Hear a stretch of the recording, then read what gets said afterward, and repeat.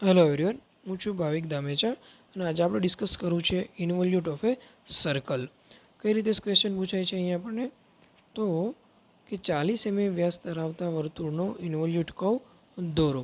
તો ગિવન ડેટામાં આપણે લખવાનું કે વર્તુળ આપેલો છે જેનો વ્યાસ 40 mm છે અને ઇન્વોલ્યુટની વ્યાખ્યા મુજબ આ વર્તુળ ઉપર આપણે દોરી વીંટવાની છે, દોરી બાંધવાની છે.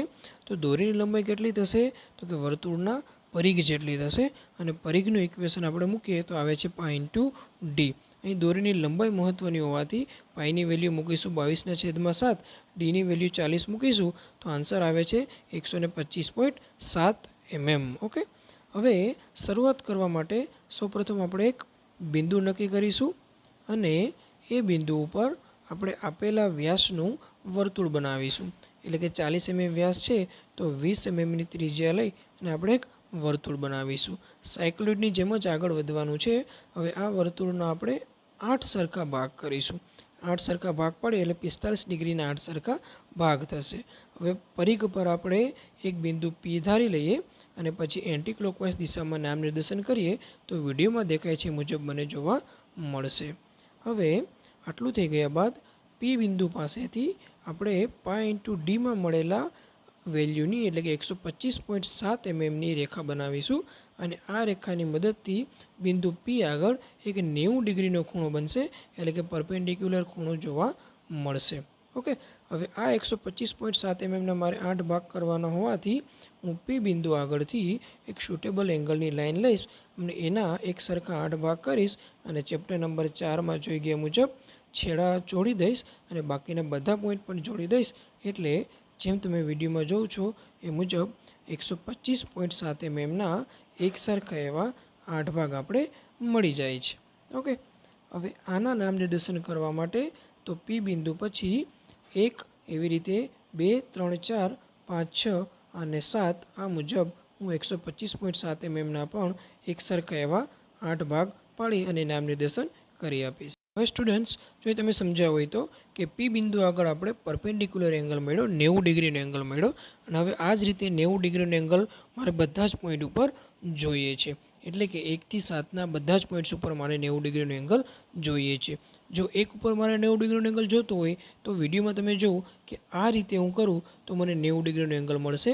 એટલે કે એક બિંદુએથી હું એક લાઇન લઈશ જેથી કરીને મને 90 ડિગ્રીનો એંગલ મળે. તે લાઇન કંઈક આવી રીતે મળવાપાત્ર રહેશે.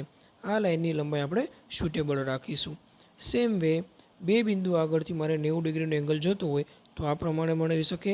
શૂટેબલ એંગલની લંબાઈની રેખા લઈશું અને એવી જ રીતે બાકીના બધા જ ભાગ ઉપરથી આપણે પરપેન્ડિક્યુલર ખૂણો બને જે તે પોઈન્ટ પાસે એ મુજબ આપણે રેખાઓ શૂટેબલ લંબાઈની લેતા જઈશું.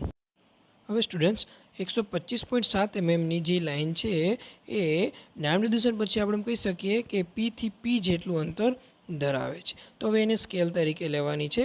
પીથી પી છે. હવે નેક્સ્ટ હું લઈશ 1 થી પી, રેડિયસ લઈશ 1 થી પી જેટલી અને સેન્ટર તરીકે સર્કલમાં રહેલા 1 બિંદુને રાખીશ અને ચાપને કટ કરાવીશ તો પરપેન્ડિક્યુલર લાઇન 1 બિંદુની છે ત્યાં મને પોઈન્ટ P1 મળવાપાત્ર રહેશે. આવી જ રીતે હવે 2 થી પી જેટલું રેડિયસ લઈશ સ્કેલમાંથી એટલે કે 125.7 mmમાંથી 2 થી પી જેટલી અને સર્કલમાં જઈશ 2 બિંદુને કેન્દ્ર તરીકે રાખીશ અને ચાપ કટ કરાવીશ પરપેન્ડિક્યુલર લાઇનમાં તો મને પોઈન્ટ મળશે P2. સેમ વે 3 થી પી સેન્ટર તરીકે 3, P3 મળશે. 4 થી પી સ્કેલમાં જવાનું, સર્કલમાં 4ને કેન્દ્ર રાખીશું, P4 મળશે. 5 થી પી રેડિયસ લઈશું તો પોઈન્ટ P5 મળશે. 6 થી પી રેડિયસ લઈશું, 6ને કેન્દ્ર રાખીશું તો પોઈન્ટ P6 મળશે. 7 થી પી કેન્દ્ર તરીકે રેડિયસ રાખીશું, 7ને કેન્દ્ર તરીકે રાખીશું તો 7 થી પી મળશે. અને આ બધા જ બિંદુઓને જો આપણે સ્ટેપ બાય સ્ટેપ જોઈન કરી દઈએ બંને પી થી પી સુધી તો આપણો ઇન્વોલ્યુટ કર્વ છે એ ઇઝીલી તૈયાર થઈ જાય છે. સાવ ઇઝી મેથડથી આપણે આપણો ઇન્વોલ્યુટ કર્વને કમ્પ્લીટ કર્યો. ઓકે સ્ટુડન્ટ, તો ફરી પાછા મળીશું કોઈ નવા ટોપિક સાથે. ત્યાં સુધીમાં આ આપણે કમ્પ્લીટ રાખીએ.